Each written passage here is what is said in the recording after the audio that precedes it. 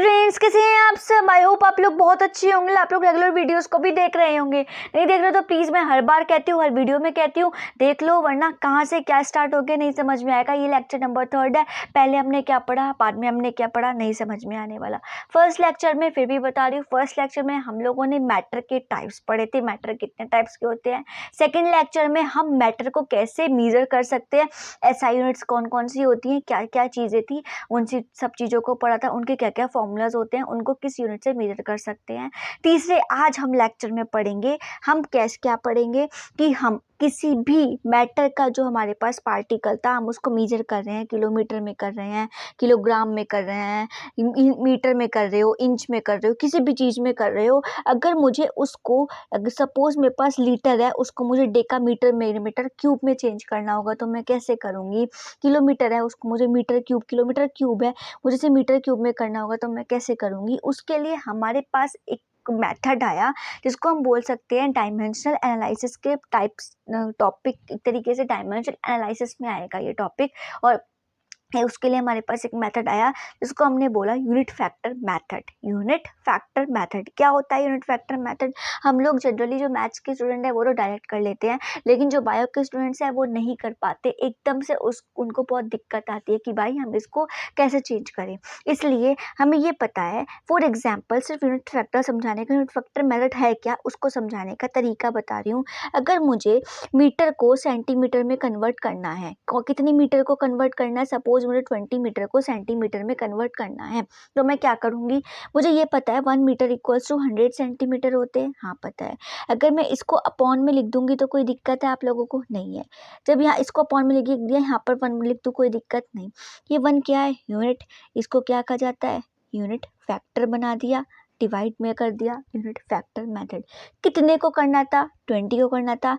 Unit factor बन चुका है 20 मल्टीप्लाई, जो हमारे पास यूनिट फैक्टर आया उसको यहाँ पर लिखा सेंटीमीटर अपॉन 1 मीटर। ये 20 मीटर था, मीटर को मीटर से काटा, क्या बच जाएगा? 20 की 100 से मल्टीप्लाई कर दोगे, एक तो जीरो था, 2 जीरो और लगाए, कितने आ गए? 2000 सेंटीमीटर। Answer, that's it. ऐसे होता है, ऐसे सॉल्व करते हैं किसी भी यूनिट फैक्टर वाला क्वेश्चन आ जाए। एक क्वेश्चन बहुत ज़्यादा आता है जो तो हमारे एग्जाम्स में भी पूछा जाता है कि अगर हम लोगों के पास एक जग है, किसका जग है? मिल्क का जग है। किसका जग है? मिल्क का जग है, और उसके अंदर जो मिल्क भरा हुआ है वो कितना लीटर है? 2 लीटर मिल्क भरा हुआ है।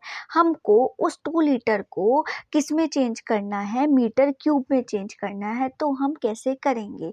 हमें सबको पता है कि 1 लीटर के अंदर 100, हमें मीटर के पास वाली यूनिट लानी है। हम कैसे लाएंगे? 1 लीटर के अंदर 100 सेंटीमीटर, 1000 सेंटीमीटर क्यूब होते हैं। हम सब लोगों को पता है। नहीं पता होगा तो मैं ये पूरा का पूरा चार्ट कि कितने उसमें कितनी यूनिट्स होती हैं, कितनी हमें मेजरमेंट, हम ये पूरा का पूरा चार्ट आप लोगों को टेलीग्राम चैनल पर आज ही डालकर आपको बता दूंगी कि ये कैसे कैसे कितनी यूनिट्स किसको, मतलब 1 किलोग्राम में कितने ग्राम होते हैं, ये सब कुछ आपके पास आज ही पहुंच जाएगा। ठीक है, अभी सिर्फ समझ लो, 1 लीटर के अंदर 1000 सेंटीमीटर क्यूब होते हैं। ठीक है, हम इसका यूनिट फैक्टर बनाए तो क्या बनेगा? इसको नीचे पहुंचा देंगे, 1 equals to 1000 centimetre cube upon कितना आ जाएगा यहाँ पे? 1 लीटर। हमें किस में चेंज करना है? मीटर में। क्या हमारे पास कोई मीटर वाली यूनिट है ही नहीं, तो हमें क्या करना पड़ेगा? एक इस सेंटीमीटर को अगर मैं मीटर में चेंज करूँ, लीटर तो आ गया, लेकिन इस सेंटीमीटर को मीटर में चेंज करूँ तो क्या आएगा? 1 मीटर इक्वल्स टू 100 सेंटीमीटर होते हैं। इसका यूनिट फैक्टर बताएं क्या बनेगा? 100 सेंटीमीटर अपॉन 1 मीटर बन जाएगा। ठीक है, एक यूनिट फैक्टर आ गया, एक यूनिट फैक्टर आ गया, आगे दोनों यूनिट फैक्टर। किस में कन्वर्ट करना था हम लोगों को? किस में कन्वर्ट करना था? मीटर में कन्वर्ट करना था। आ गया हमारे पास सब कुछ आ गया। कोई दिक्कत है यहाँ तक? नहीं। ओके, अगर मैं चाहूँ तो क्या मैं इसको ऐसे भी लिख सकती हूँ, इस 100 को इसके नीचे ला सकती हूँ, 1 मीटर अपॉन 100 सेंटीमीटर भी कर सकती हूँ, इक्वल्स टू 1 यूनिट फैक्टर। ऐसे भी आ सकता है ये, हाँ आ सकता है, आप ज़रूर कर सकते हो। हमने ऐसे क्यों कहा? जो बड़ी यूनिट होती है उसको ऊपर लिखा जाता है, जो छोटी यूनिट होती है उसको नीचे लिखा जाता है। लीटर छोटी यूनिट है, सेंटीमीटर क्यूब बड़ी है, इस वजह से सेंटीमीटर क्यूब को बड़ा ऊपर लिखा, लीटर को नीचे लिखा। मीटर बड़ा है, सेंटीमीटर छोटा है, इस वजह से सेंटीमीटर को नीचे लिखा, मीटर को ऊपर लिखा। का। कोई दिक्कत तो नहीं, कोई परेशानी तो नहीं? Thank you so much. नहीं होगी तो अच्छी बात, होगी तो मेरे को कमेंट कर देना या फिर इंस्टाग्राम आईडी मैं लिंक में दे दूँगी, उस पे आप डायरेक्ट डीएम भी कर सकते हो। दिमाग की बत्ती जलाओ से ही वो चैनल है, उसके ऊपर भी वीडियोज़ अपलोडेड हैं, आप वहाँ पर मुझे डीएम कर सकते हो। ओके डन, ओके समझ आ गया। अब उसके बाद हमें कितने लीटर को करना था? हमें 2 लीटर को करना था। हमारे पास दोनों यूनिट फैक्टर आ गए। हम क्या करेंगे, जितना पहले ये वाला 100 1000 अपॉन 1 लीटर, इसको नहीं ले रही, इसको ले रही हूँ, ठीक है। डिवाइड करोगे 100 अपॉन 1 मीटर, और जिसको चेंज करना है उसको मल्टीप्लाई कर देंगे। ये डिवाइड में है, इसको मल्टीप्लाई में चेंज कर ले। 2 लीटर मल्टीप्लाई 1000 सेंटीमीटर। ये ध्यान रखना कि हमें यूनिट लिखनी नहीं भूलनी, हमें यूनिट हमेशा लिखनी ही लिखनी है। अपॉन 1 लीटर मल्टीप्लाई करोगे, ये ऊपर हो जाएगा नीचे, 1 मीटर अपॉन 1000 सेंटीमीटर। क्लियर है बात? कोई दिक्कत तो नहीं? ओके, नहीं है तो अच्छी बात है।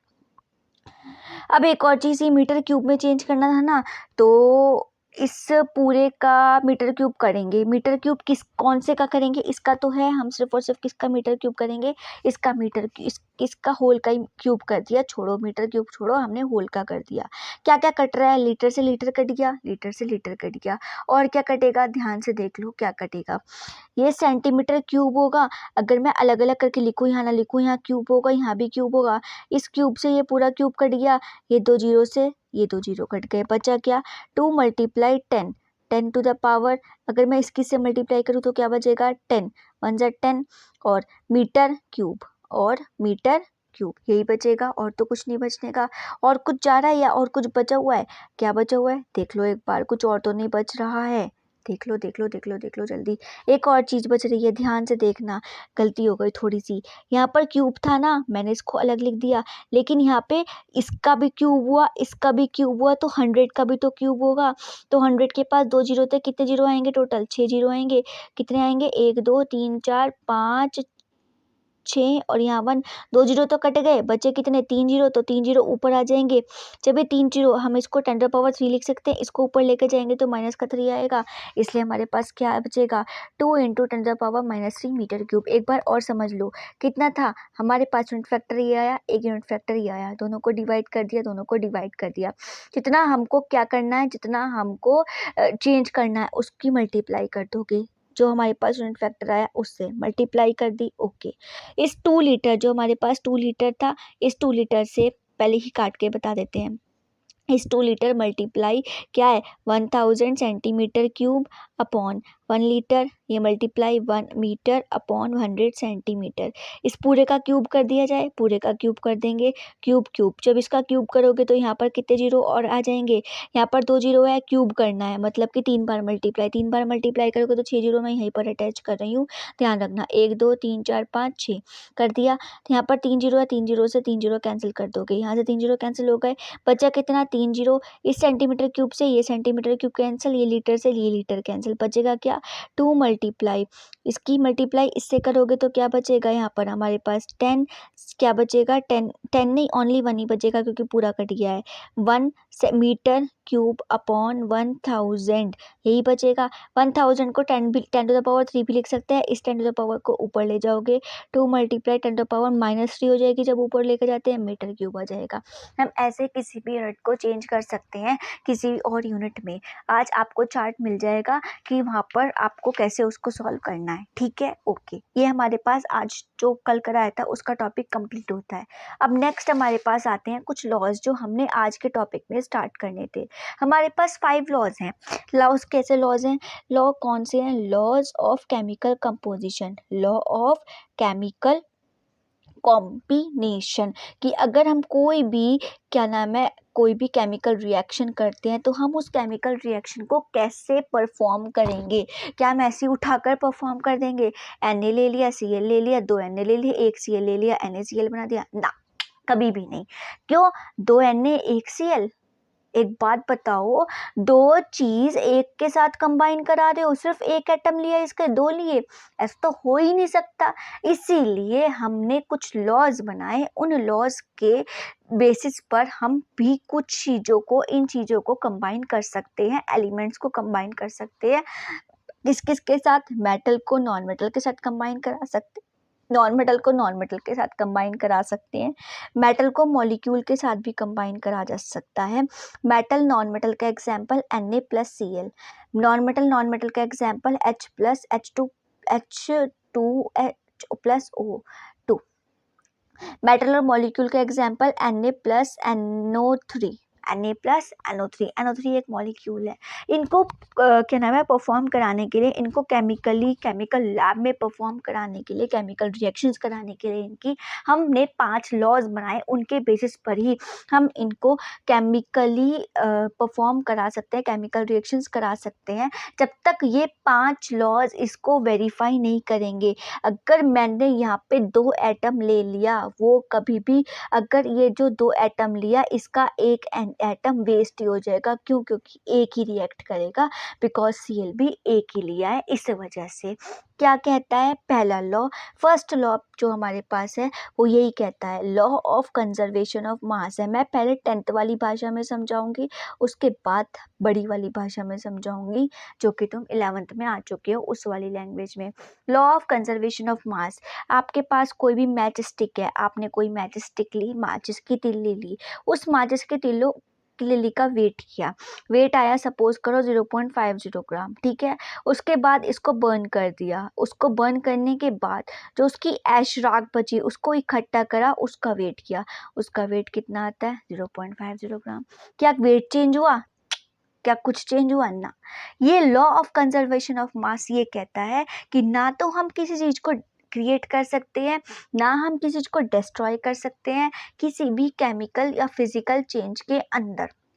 अगर कोई फिजिकल या कोई केमिकल चेंज हो रहा है तो ना तो हम उसको डिस्ट्रॉय कर सकते हैं, ना ही हम उसको क्रिएट कर सकते हैं। हम बस क्या कर सकते हैं, एक फॉर्म से दूसरी फॉर्म में कन्वर्ट करा सकते हैं, कि मैच स्टिक था उसको ऐश में कन्वर्ट कर दिया। हम इतना काम तो कर सकते हैं, लेकिन इससे ज़्यादा हमारे बस में नहीं है, हम इससे ज़्यादा काम नहीं कर सकते, ठीक है। कर भी नहीं सकते, हो भी नहीं सकता। लेकिन एक और चीज़, इस लॉ को क्या बोला जाता है, indestructibility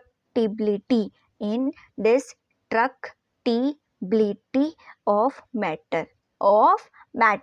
इस लॉ को इंडेस्ट्रक्टिबिलिटी ऑफ मैटर भी कहा जाता है, ठीक है। लेकिन आज की पोजीशन की बात करें तो ये जो लॉ है वो पहले तो बिल्कुल ठीक था, पहले तो हम लोग कहते थे भाई ठीक है, लेकिन जो न्यूक्लियर रिएक्शंस हो रही हैं आजकल उसके लिए वैलिड नहीं है।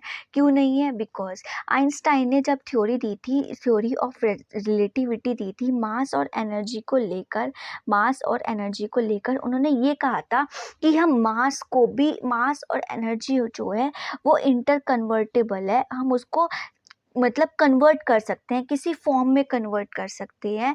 क्या कर सकते हैं? किसी फॉर्म में कन्वर्ट कर सकते हैं, वो इंटर कन्वर्टिबल है। इसलिए उन्होंने इक्वेशन भी दी थी E=mc²। E क्या है? एनर्जी, M क्या है? मास, C क्या है? स्पीड ऑफ लाइट है। उन्होंने ये बोला था, क्योंकि न्यूक्लियर रिएक्शंस में तो काम ही नहीं करता था ये वाला फंडा, इस वजह से उन्होंने बोला कि हम क्या बोलते हैं, हम अब क्या बोलेंगे इस लॉ को उन्होंने बोला law of conservation of mass and energy. Law of conservation of mass energy जो ये बताता है कि हमारे पास जो मास और जो एनर्जी है वो इंटर कन्वर्टिबल है, उसको कन्वर्ट हो सकती है किसी भी फॉर्म में, लेकिन जो उसका टोटल मास होगा और जो उसकी एनर्जी होगी, उस सिस्टम की जो एनर्जी होगी वो हमेशा कांस्टेंट रहेगी, वो चेंज नहीं होगी, ठीक है। क्या बोला उन्होंने कि जो हमारे पास टोटल जो मास है या जो एनर्जी है वो इंटर कन्वर्टिबल है, उसको कन्वर्ट कर सकते हैं, लेकिन जो वहाँ से निकलने वाला मास और एनर्जी आएगी वो किसी भी सिस्टम के अंदर हमेशा कांस्टेंट रहेगी, वो कभी भी चेंज नहीं कर सकती। ये मॉडिफाई करके लॉ दिया था किसने? आइंस्टाइन ने। क्लियर हो गया भाई? समझ आ गई? ओके। ये था हमारा फर्स्ट लॉ, जिसके हिसाब से हम लोग कोई केमिकल रिएक्शन को परफॉर्म करते हैं। अब आता है हमारा सेकेंड लॉ। सेकंड लॉ क्या कहता है? सेकंड लॉ का पहले नाम सुन लेते हैं, लॉ ऑफ कांस्टेंट कंपोजिशन। ये क्या है भाई साहब? Law of constant composition. Law of constant composition या फिर डेफिनाइट प्रोपोर्शन भी कहते हैं, डेफिनाइट प्रपोर्शन भी कहते हैं। क्या है ये बोलता है कि अगर मैं पहले एग्जाम्पल से ही समझा रही हूँ, उसके बाद में तुम्हें डेफिनेशन बोलकर बताऊंगी कि अगर हमारे पास कॉपर कार्बोनेट बन रहा है, अगर हम उसको नेचुरली देखें, ठीक है, उसके अंदर जो कॉपर की परसेंटेज है वो 51.35 है, उसके अंदर जो कार्बन की परसेंटेज है वो 9.74 है, उसके अंदर जो ऑक्सीजन है वो 38.91 है। ये था नेचुरली जो कॉपर कार्बोनेट हमें मिलता है वो उसकी परसेंटेज, वो कितना कॉपर कार्बोनेट के अंदर कितना कॉपर प्रेजेंट है, कितना कार्बन प्रेजेंट है, कितना ऑक्सीजन प्रेजेंट है। और जब हम एक्सपेरिमेंटली कॉपर कार्बोनेट बनाते हैं, जब हम लैब में एक्सपेरिमेंट्स करते हैं और तब बनाते हैं, तो कॉपर कार्बन और ऑक्सीजन इस कॉपर कार्बोनेट के अंदर सेम वही परसेंटेज आती है जो कि हमें यहाँ पर नेचुरली अकरिंग में मिलता है। कॉपर कार्बोनेट नेचुरल अकरिंग है, उसके अंदर जो नेचुरली कंपोजिशन मिलती है वही सेम हमको जो हम एक्सपेरिमेंटली लैब्स में बनाती है उसमें मिलती है। मतलब लॉ ऑफ कांस्टेंट प्रोपोर्शन क्या कहता है कि अगर आपको कोई भी चीज़ बनानी है तो वो कांस्टेंट प्रोपोर्शन में लेनी पड़ेगी। अगर कार्बन ऑक्सीजन के साथ मिलकर कार्बन डाइऑक्साइड बना लो, या फिर कैल्शियम कार्बोनेट की रिएक्शन कराकर CaO प्लस कार्बन डाइऑक्साइड बना लो, या फिर CaCO3 की रिएक्शन 2HCl के साथ करा के और CaCl2 plus carbon dioxide plus H2O तब कार्बन डाइऑक्साइड बना लो, इनका रेशो कैसे ही बना लो, कार्बन हमेशा 3 में और जो ऑक्सीजन होगा उसको हमेशा रेशो 8:3 में ही मिलेगा। ये हमेशा, मतलब इनकी कंपोजिशन हमेशा सेम होगी, आप ना तो क्रिएट करोगे ना ही डिस्ट्रॉय करोगे। ये किसने बताया था? लॉ ऑफ कांस्टेंट प्रोपोर्शन में बताया था, जो कि फ्रेंच के साइंटिस्ट थे जोसेफ प्राउस्ट। कौन से साइंटिस्ट थे? जोसेफ प्राउस्ट, उन्होंने बताया था। कोई दिक्कत तो नहीं है, लेकिन इसकी कुछ लिमिटेशंस थी। क्या लिमिटेशंस थी? जैसे कि हमारे पास एक कंपाउंड है, मैंने बोल दिया यहाँ पे कि एक कंपाउंड ले लेते हैं हम लोग CH3OCH3, एक ये ले लिया और एक और ले लिया C2H5OH ले लिया, ठीक है। यहाँ C कितने हैं? 1 2, यहाँ H कितने हैं? 1 2 3 1 2 3 6, H6 है, O 1 है। यहाँ पर 2 C2, H कितने हैं? 5 और 1 6, H6, O कितना? 1। मॉलिक्यूलर फॉर्मूला सेम है, नाम चेंज हो गया। यहाँ क्या आ गया? खाली O। ये क्या है? अल्कोहल। सिर्फ नाम ही तो चेंज हुआ है और तो कुछ चेंज नहीं है, लेकिन मॉलिक्यूलर फॉर्मूला तो सेम है। मॉलिक्यूलर फॉर्मूला तो सेम है कि C2H6 और O है, सिर्फ और सिर्फ ये दोनों एक तरीके से हम बोल सकते हैं आइसोमर्स हैं, और तो कुछ नहीं है। क्या यहाँ पे ये वाला लॉ सही बैठेगा? यहाँ पे तो कार्बन की कुछ और प्रोपोर्शन मिलेगा, हाइड्रोजन कुछ और मिलेगा, OH का कुछ और मिलेगा, यहाँ CH3O CH3 सब कुछ अलग मिलेगा। तो क्या हम लोग बता सकते हैं कि ये सही है या नहीं है? नहीं ना। इसी वजह से ये लॉ ऑफ कांस्टेंट प्रोपोर्शन यहाँ पर आकर फेल हो जाता है। वो कुछ कंपाउंड्स का, कुछ ही कंपाउंड है जिसका करेक्ट रेशो नहीं बता पाता कि करेक्ट, जैसे इसने अभी बताया था कि इसे 3:8 में मिलेगा, ये इन रेशो में मिलेंगे, कॉपर कार्बोनेट के अंदर डेफिनेट रेशो के अंदर मिलेंगे, ये इन चीज़ों को एक्सप्लेन नहीं कर पाया था। आई बात समझ में? थर्ड पर चलते हैं। थर्ड हमारे पास आता है law of multiple proportion. Law of multiple proportion ये क्या कहता है? अगर मैं तुम्हें सीधी लैंग्वेज में बताऊं, प्रोपोर्शन, अगर तुम्हें बिल्कुल देसी वाली लैंग्वेज में बताऊं, यहाँ पर नाइट्रोजन है, ऑक्सीजन है, ठीक है, ओके। ये नाइट्रोजन ऑक्सीजन कंबाइन होकर ये N2O भी बना सकता है, नाइट्रस ऑक्साइड बना सकता है, NO भी बना सकता है, नाइट्रिक ऑक्साइड भी बना सकता है, N2O3 भी बना सकता है, नाइट्रोजन ट्राई ऑक्साइड बना सकता है, N2O4 nitrogen tetroxide, N2O5 nitrogen pentoxide. बना सकता है नहीं बना सकता? बना सकता है। जब इसका नाइट्रोजन का अगर मैं वेट देखूँ यहाँ पर, number of parts of by weight of nitrogen देखूँ तो कितने होंगे यहाँ पर? एटॉमिक नंबर क्या होता है? 7। वैसे नॉर्मल एटॉमिक मास कितना होगा? 14। 14 तो नॉर्मल 1 का होगा, ये 2 है तो कितना हो जाएगा? 28 हो जाएगा। कितना हो जाएगा? 28। यहाँ एक ही है, 14 ही रहेगा। यहाँ 2 हो गए, फिर से 28। यहाँ 2 हैं, 28। यहाँ 2 हैं, 28। कोई दिक्कत तो नहीं, कोई परेशानी तो नहीं? ओके। नेक्स्ट, अगर ऑक्सीजन का देखें, यहाँ पर एक ऑक्सीजन है, एक ऑक्सीजन का कितना वेट होता है? 16, 16। दूसरे का 16। 3 है यहाँ पर, कितना हो जाएगा? 48। यहाँ पे 4 है तो कितना हो जाएगा? 64। यहाँ पे 5 है तो कितना हो जाएगा? 80 हो जाएगा। कोई दिक्कत तो नहीं है? कोई दिक्कत नहीं है।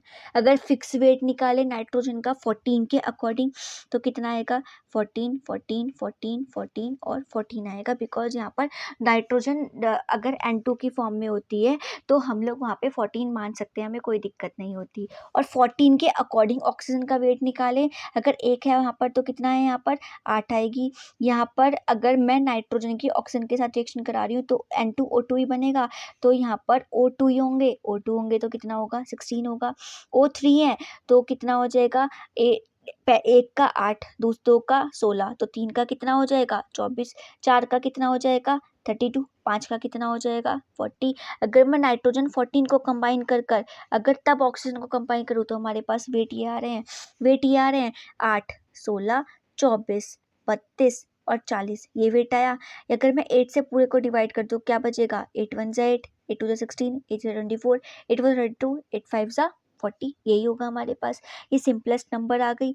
1:2:3 की ऑक्सीजन नाइट्रोजन के साथ 1:2:3:4:5 के साथ कंबाइन हो सकती है। इसे क्या बोला जाता है? इसी को ही लॉ ऑफ मल्टीपल प्रपोर्शन बोला जाता है कि हम क्या कर सकते हैं, हम लोग दो मेटल को ले दो कोई भी एलिमेंट कुछ को भी लेकर हम यहाँ पे बहुत सारे कंपाउंड्स बना सकते हैं, जो उसके रेशो आएंगे वो 1:2 अगर यहाँ पे सिर्फ और सिर्फ 2 ही कंपाउंड बनते, सपोज 2 ही बनते तो रेशो क्या आता? 1:2। और अगर यहाँ पर 3 बनते तो 1:3, अगर यहाँ 5 बनते तो 1:2:3:4:5। हमेशा रेशो यही आएंगे, रेशो कभी भी चेंज नहीं होगा।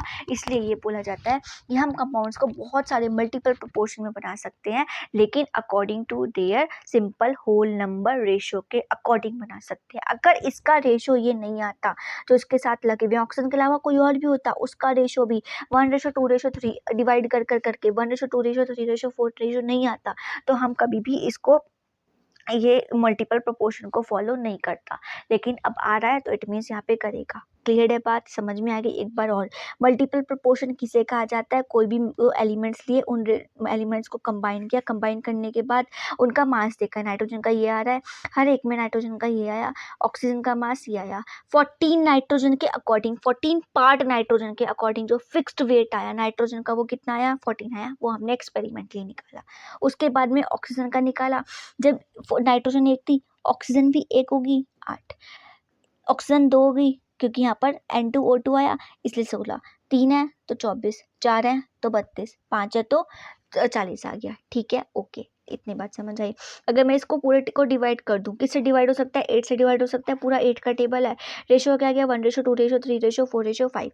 ये जो मल्टीपल प्रोपोर्शन है ये कहता है कि मेरा जो सिंपलेस्ट होल नंबर रेशो है वो 1:2:3:4:5 ही है। अगर 2 तक कंबाइन करेंगे ओनली, अगर ये 2 ही कंपाउंड बनते, सपोज यहाँ पर हमारे पास एक H2O बन रहा है, एक H2O2 बन रहा है, ठीक है। जब H2O बना तो हाइड्रोजन 2 ग्राम लिया, ठीक है, ऑक्सीजन कितना ग्राम लिया? 16 ग्राम लिया, और क्या बना दिया? H2O बना दिया, जिसका वेट आया कितना? 18 ग्राम आया, ठीक है। उसके बाद हाइड्रोजन लिया 2 ग्राम, ऑक्सीजन लिया 32 ग्राम, कितना ग्राम लिया? 32 ग्राम लिया, ठीक है। हमने बना दिया हाइड्रोजन परऑक्साइड, H2O2 बना दिया, वो कितना ग्राम बना? 34 ग्राम लिया। हाइड्रोजन H2O और H2O2 में जो हाइड्रोजन था वो कितना था? 2 ग्राम था, ठीक है। जो ऑक्सीजन था एक बार 16 आया, एक बार 32 आया। इसका होल नंबर रेशो क्या आएगा? 16 1 16 और 16 2 32 होते हैं, कितना आएगा? 1:2। That's it. ये क्या हो जाएगा, ये अगर 1:2 आ गया इट मीन्स मल्टीपल प्रोपोर्शन को फॉलो कर रहा है, वरना नहीं करता। मल्टीपल प्रोपोर्शन यही कहता है कि मेरे को कंबाइन कर लो, लेकिन मेरा जो रेशो आना चाहिए लास्ट में जो उसका एटम होगा उसका जो रेशो आएगा, वो होल नंबर में ही आएगा, H2O2 हाइड्रोजन पर ऑक्साइड। क्लियर है बात, समझ आ गई? कोई दिक्कत कोई परेशानी होगी तो कमेंट जरूर कर देना। ओके, नेक्स्ट हमारे पास फोर्थ है, क्या है? Law of reciprocal proportion. Law of reciprocal proportion ये क्या कहती है? ये हमें कहता है कि अगर मैं यहाँ पर एक ट्रायंगल बना लूँ, ठीक है, ये मेरे पास H है, ये H और S के साथ मिलकर H2S बना रहा है, ये HO के साथ मिलकर H2O बना रहा है, ठीक है। अगर H S के साथ मिलकर बनाएगा H2 प्लस S, कितना आएगा?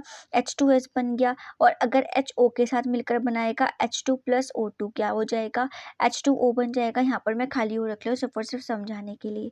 इसका जो वेट होगा, सल्फर का एटॉमिक नंबर 16 होता है, 16 और 16 कितने हो जाएंगे? 32 ग्राम। ऑक्सीजन कितना हो जाएगा हमारे पास यहाँ पर? 16, ठीक है। इन दोनों का जो रेशो जैसे पहले निकाला था, पहले फिर से रेशो निकालेंगे, कितना आएगा? 2 और 1, 2:1 आएगा, ठीक है। 32 रेशो जो हमारे पास 16 आया उसका रेशो 2:1 आया, ओके। जो ये रेशो आया है उसमें जो थर्ड कंपाउंड बनेगा वो इस रेशो से बनेगा। ये कौन कहता है? ये कहता है आपका लॉ ऑफ रेसिप्रोकल प्रोपोर्शन। 2 किसका होगा? ऑक्सीजन का। 1 किसका होगा? सल्फर का। कैसे? S कितना है? 1 और O कितना है? 2, बन गया सल्फर डाइऑक्साइड। कोई दिक्कत कोई परेशानी कोई प्रॉब्लम हुई? बताओ जल्दी से। समझ में आ गई बात कि अगर इनका जो हमारे पास इसका और इसका जो रेशो निकल के आ रहा है, जो क्या नाम है सिंपलेस्ट रेशो निकल कर आया है, उसके रेशो को यहाँ पर सेट करोगे, उसके हिसाब से जो हमारे पास कंपाउंड आएगा, वो जो कंपाउंड बने वो तभी मॉलिक्यूल बनेगा, वरना वो मॉलिक्यूल बनेगा ही नहीं। ये किसने कहा था? लॉ ऑफ रेसिप्रोकल प्रोपोर्शन ने कहा था। क्लियर हो गई बात? समझ में आ गई? हाँ जी आ गई। नेक्स्ट पे चलते हैं, जो कि हमारे पास था 5th नंबर, 5वां क्या है? गेल ल्यूसेक लॉ। इसको मैं एक बार बोल कर भी बता देती हूँ, एक बार आप कहीं पर लिख भी लेना। When two different elements combine separately with the fixed mass of a third element, the ratio in which they do will be the same or some multiple of the ratio which they are combine with each other। इसमें ये एक साथ combine हो जाएंगे। Clear हो गई बात? जो इन दोनों का रेशो होगा, वो इन दोनों के रेशो जो हमारे पास आएंगे, वो आएंगे जिसमें ये दोनों एलिमेंट्स कंबाइन हो सके। कोई दिक्कत तो नहीं? अब ये कैसे पता चलेगा कि ये 2 यहाँ पर और ये 1 यहाँ पर? अगर हम सपोज ये H2 को पहले लिख लेते तो 16 तो बाद में आता, और जो सल्फर है वो 32 बाद में, 32 जो था वो तो क्या नाम है हमारे पास क्या कैसे आता? सल्फर अगर यहाँ लिखा होता, ऑक्सीजन यहाँ पर लिखा होता तो चेंज हो जाता। सल्फर का एटॉमिक नंबर क्या होता है? 32। ऑक्सीजन का क्या होता है? 16, ठीक है। इसको 2 रेशो ये बनाया। सल्फर को कहाँ पे लिखोगे? सल्फर या ऑक्सीजन, या इनका क्रॉस मल्टीप्लाई कर दोगे। S को 1 दे दोगे, O को 2 दे दोगे, हमारे पास इजिली आ जाएगा। कोई दिक्कत तो नहीं? समझ में आ गया? ठीक है, ओके आगे चलते हैं। नेक्स्ट आता है गे ल्यूसेक लॉ। ये क्या बोलता है? ये कहता है ऑफ कंबाइनिंग वॉल्यूम को कंबाइन करने के लिए सिर्फ और सिर्फ गे ल्यूसेक ने एक एक्सपेरिमेंट परफॉर्म किया था। रिएक्शंस थी गैसेस के ऊपर जो उन्होंने परफॉर्म करी थी। उन्होंने उसमें देखा कि हमारे पास जो रिएक्टेंट और प्रोडक्ट की गैसेस हैं वो भी क्या कर रहे हैं? वो भी एग्जिस्ट करते हैं। क्या? रिएक्टेंट और प्रोडक्ट के जो हमारे पास वॉल्यूम है, गैसेस वॉल्यूम है, वो भी एग्जिस्ट करते हैं। उस चीज़ पर उन्होंने एक 1808 में एक लॉ दे दिया जिसको बोला गे ल्यूसेक लॉ ऑफ कंबाइनिंग वॉल्यूम। हमारा दिमाग खराब हो कर चुका है इन लॉ को पढ़ के, इसलिए हम थोड़ा सा आगे चलने वाले हैं जल्दी। इन्होंने क्या बोला कि जब 2 गैसेस रिएक्ट करेंगे, सपोज यहाँ पर हाइड्रोजन का 1 वॉल्यूम है, 1 वॉल्यूम रिएक्ट कर रहा है, यहाँ पर क्लोरीन का 1 वॉल्यूम सोडियम क्लोरीन गैस का 1 वॉल्यूम रिएक्ट कर रहा है तो वो कितना वॉल्यूम हाइड्रोजन क्लोराइड का देगा, वो उसका सिंपलेस्ट रेशो देगा। HCl कितने रेशो में मिलेगा, HCl 2 रेशो में मिलेगा, 2 वॉल्यूम हमें वहाँ पर मिलेगी। अब ये रेशो कहाँ से निकल कर आएगा, और ये जो हम वॉल्यूम वॉल्यूम बार बार कर रहे हैं ये वॉल्यूम क्या है, तो बेटा ध्यान से समझ लो। अगर मैं इस रिएक्शन को H2 प्लस Cl2 गिव्स क्या मिलेगा हमें, HCl। H का कितना था, यहाँ पर 1 है, यहाँ पर कोई स्टोइकियोमेट्रिक कोफिशिएंट नहीं है, यहाँ पर भी कितना वॉल्यूम है 1, तो यहाँ भी कितना वॉल्यूम मिला 1। एक और एग्जाम्पल देख लो, हमने यहाँ पर लिया H2O, क्या बनाना है हमको, कितना क्या बनाना है, वाटर के वेपर बनाने हैं, H2O बनाना है। कैसे बनेगा H2O, किस किस की रिएक्शन कराए, ऑक्सीजन की और हाइड्रोजन की रिएक्शन कराएंगे। हाइड्रोजन जो रिएक्ट करता है उसके कितने मोल्स रिएक्ट करते हैं, ऑक्सीजन जो रिएक्ट करता है उसके कितने मोल्स रिएक्ट करते हैं। हाइड्रोजन के 2 रिएक्ट करेंगे, ऑक्सीजन का सिर्फ 1 करेगा और H2O बना देंगे, कितने 2H2O बना देंगे बैलेंस करने के लिए रिएक्शन को। हाइड्रोजन कितने 4, ऑक्सीजन कितने 2, 2। ठीक है, ओके। हाइड्रोजन के कितने वॉल्यूम रिएक्ट कर रहे हैं 2, ऑक्सीजन का कितना वॉल्यूम रिएक्ट कर रहा है 1। ये रिएक्ट कर कर क्या दे रहा है 2 वॉल्यूम ऑफ वाटर दे रहा है। हमें ऐसा पता चलेगा कि ये वॉल्यूम कितना आएगा। अगर मैं एक और एग्जांपल लूँ, सपोज मैं यहाँ पर NH3 का एग्जांपल ले लूँ, N2 प्लस H2 गिव्स क्या देगा, हमेशा अमोनिया देता है। इसको रिएक्शन को बैलेंस करोगे, सबसे पहले देखते ही अगर गेल-यूसेक लॉ वहाँ पे बताना है कि गेल-यूसेक लॉ वेरीफाई कर रहा है ये नहीं करना, सबसे पहले हमें छूटते ये देखना है कि यहाँ पर रिएक्शन बैलेंस है या नहीं है। नाइट्रोजन कितने 2, यहाँ कितना 1, बैलेंस ही नहीं है। हाइड्रोजन यहाँ पर कितने 2, यहाँ पर कितने 3, क्या बैलेंस है नहीं, तो हम उसको सबसे पहले बैलेंस करेंगे। नाइट्रोजन को बैलेंस करें, नाइट्रोजन यहाँ पर 2 है, यहाँ पर 1 है, यहाँ पर 2 लगा दो, नाइट्रोजन 2 हो गए। हाइड्रोजन यहाँ पर 2 है, यहाँ पर कितने हैं 3 2 6, 3 6 है, तो यहाँ पर हम 3 लगा देंगे। नाइट्रोजन के आगे कुछ है, स्टोइकियोमेट्रिक कोफिशिएंट 1 मान लेंगे। जो आगे हमारे पास किसी भी, जैसे 1 किलो सब्जी दे दो, 2 किलो सब्जी दे दो, सब्जी एलिमेंट है, उसके आगे किलो जो भी कितने किलो है वो उस एलिमेंट का वेट है। जो एलिमेंट का वेट हम मोल में नापते हैं, यहाँ पे हम गैसेस की बात कर रहे हैं, इस वजह से हम वॉल्यूम वॉल्यूम कर रहे हैं। कितना वॉल्यूम है 1, ठीक है। यहाँ पर कितना है 3 और यहाँ पे कितना है 2। यहाँ 1 वॉल्यूम जब 3 हाइड्रोजन के साथ 3 वॉल्यूम ऑफ हाइड्रोजन के साथ रिएक्ट करेगा तो कितना वॉल्यूम नाइट्रोजन अमोनिया का प्रेजेंट करेगा, 2 वॉल्यूम प्रोड्यूस करेगा। ये इसने बताया था, गेल-यूसेक ने बताया था। कोई दिक्कत कोई परेशानी तो नहीं। अब बता दो मेरे को पांचों लॉस के अंदर, स्टार्टिंग से एक बार रिवाइज कर लेते हैं जो हमने अभी तक पढ़ा। क्या पहला लॉ कौन सा था, law of conservation of mass. ना तो हम किसी चीज़ को क्रिएट कर सकते हैं, ना हम किसी चीज़ को डिस्ट्रॉय कर सकते हैं, हम सिर्फ एक चीज़ से दूसरे में कन्वर्ट कर सकते हैं। लेकिन वो न्यूक्लियर रिएक्शंस पे वैलिड नहीं हो रहा था, इसलिए आइंस्टाइन आए, आइंस्टाइन ने इक्वेशन दी, क्या बोला कि मास और एनर्जी को कैलकुलेट करना हो तो हम एक फॉर्मूला दे सकते हैं, क्योंकि वो इंटर कन्वर्टिबल होते हैं, इस वजह से E = mc²। ई क्या है एनर्जी, एम क्या है मास, सी क्या है स्पीड ऑफ लाइट। उन्होंने क्या बोला कि जो हमारे पास मास और एनर्जी है वो इंटर कन्वर्टिबल होती है, इसलिए किसी भी सिस्टम के अंदर जो टोटल मास और टोटल एनर्जी होगी वो हमेशा कांस्टेंट होगी। इसलिए उन्होंने इसका नाम चेंज कर क्या लिख दिया था, law of conservation of mass and energy. ठीक है। सेकंड क्या था कि अगर हम लोग नेचुरली कॉपर कार्बोनेट को देखें तो नेचुरली जो कॉपर कार्बोनेट है उसके अंदर जो कॉपर प्रेजेंट है वो 51.35 प्रेजेंट है, जो कार्बन प्रेजेंट है वो 9.71 प्रेजेंट है, जो ऑक्सीजन प्रेजेंट है वो 38.91 प्रेजेंट है। ठीक है। और जो हमने एक्सपेरिमेंटली बताया उसको देखें, उसको उस कॉपर कार्बोनेट के देखें तो उसके जो कॉपर प्रेजेंट है उसके अंदर सेम रेशियो है जो नेचुरली आया था। हमने उसको क्रिएट तो नहीं करा, हमने उसको डिस्ट्रॉय तो नहीं करा, कंपोजिशन कांस्टेंट है, कोई चेंज तो नहीं हुई, ये कंपोजिशन एग्जैक्ट कांस्टेंट है। अगर मुझे कार्बन डाइऑक्साइड बनानी है तो मैं कार्बन डाइरेक्ट ऑक्सीजन को ऐड करा अगर कार्बन डाइऑक्साइड बना सकती हूँ। अगर मुझे कैल्शियम कार्बोनेट से ऑक्सीजन कार्बन डाइऑक्साइड बनानी है तो कैल्शियम कार्बोनेट को हीट करूँगी तो यहाँ पर calcium oxide plus carbon dioxide बन जाएगी। अगर कैल्शियम कार्बोनेट और HCl की रिएक्शन कराऊंगी तो मुझे कैल्शियम कार्बोनेट मिल जाएगा। कौन से रेशो में मिलेगा, हमेशा 3:8 में मिलेगा। आ गया बात समझ में। चाहे कैसे ही बना लो, चाहे रियल हो चाहे कैसी हो, कांस्टेंट कंपोजिशन में ही मिलनी है। ये किसने बोला, प्राउस्ट ने बोला। कौन से ईयर में बोला था, ये आप मुझे आज DM करोगे, मतलब कि डायरेक्ट मैसेज करोगे किस पर, यहीं पर यूट्यूब पर ही कमेंट में कि किसने कौन से ईयर में ये लॉ आया था, ठीक है। दूसरी चीज़ ये फेल हो गया था एक चीज़ को बताने पे कि अगर हमारे पास C2H5OH है और CH3OCH3 है, ठीक है, हमारे पास 2 कंपाउंड हैं, दोनों आइसोमर्स हैं। कैसे? इसके अंदर कार्बन 2 है, यहाँ भी कार्बन 2 है, या हाइड्रोजन 6 है या हाइड्रोजन 6 है, ऑक्सीजन 1 है, ऑक्सीजन 1 है, लेकिन कंपाउंड की कंपोजिशन अलग अलग ही है। देख लो, खुद देख लो, आ रही है बात समझ में? इस वजह से यहाँ पे क्या ये फेल हो गया था आइसोमर्स की केमिकल कंपोजिशन बताने के लिए कि कांस्टेंट होती है या नहीं होती है, ठीक है। थर्ड लॉ कौन सा आया था? थर्ड लॉ हमारे पास आया था मल्टीपल प्रोपोर्शन वाला, कि हमने यहाँ पर 2 एटम लिए, उन 2 एटम को कंबाइन किया, 5 चीज़ें मिली। अगर उसको कंबाइन कर कर सिंपलेस्ट होल नंबर रेशियो आता है तो इट मीन्स वो लॉ ऑफ मल्टीपल प्रोपोर्शन को फॉलो करेगा, वरना नहीं करेगा। कैसे?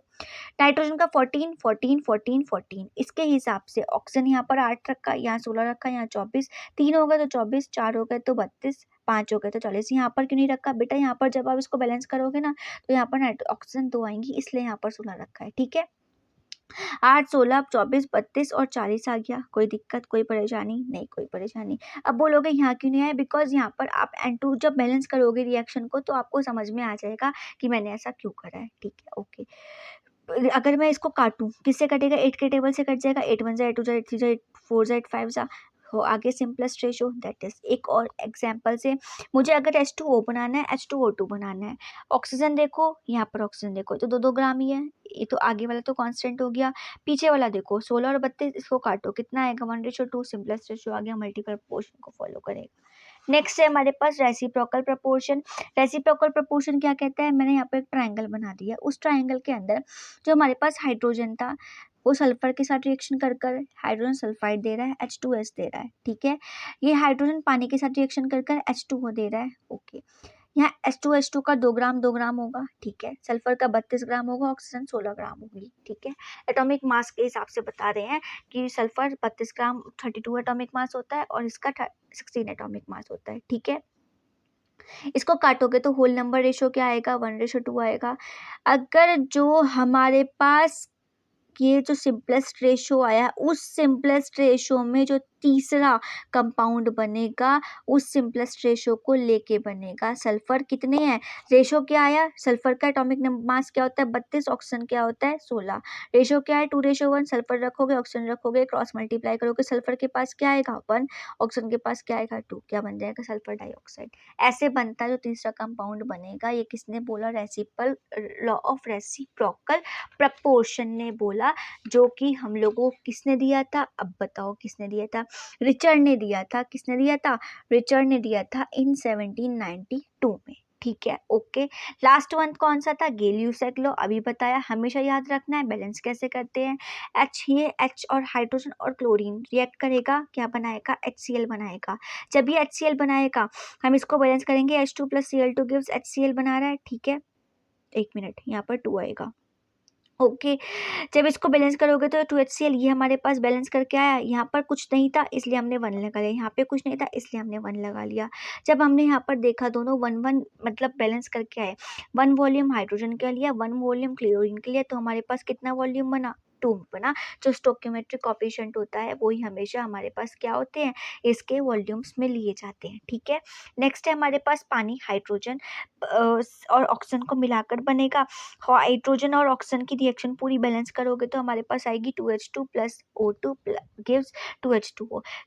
कितना वॉल्यूम लिया हाइड्रोजन का? 2। ऑक्सीजन का कितना लिया? 1। कितना बना? 2।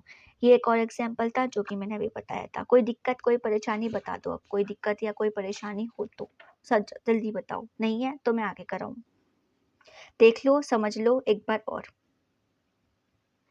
एक बार बुक से पढ़ लो, NCERT से पढ़ लो, पूरा चैप्टर को ध्यान से पढ़ लो। जो आगे वाला पार्ट है मैं उसको कल ही करा दूंगी क्योंकि वो एटम के ऊपर है पूरा का पूरा। एटम कहाँ से आया, एटॉमिसिटी क्या होती है, टॉल्टन एटॉमिक थ्योरी क्या थी, मॉडर्न एटॉमिक थ्योरी क्या है, एवोगैड्रो हाइपोथेसिस वगैरह वगैरह वगैरह वगैरह।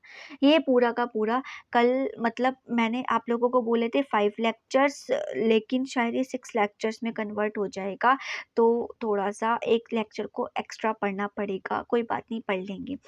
कल मिलेंगे एक और अच्छे से प्यारे से वीडियो के साथ। पढ़ते रहो 5 लॉज को, बहुत अच्छे से पढ़ लो, बहुत अच्छे से समझाए हैं। चाहे वीडियो को 2 बार देख लेना ताकि आप लोगों को ज़्यादा अच्छे से समझ में आ जाए। Bye bye, good night.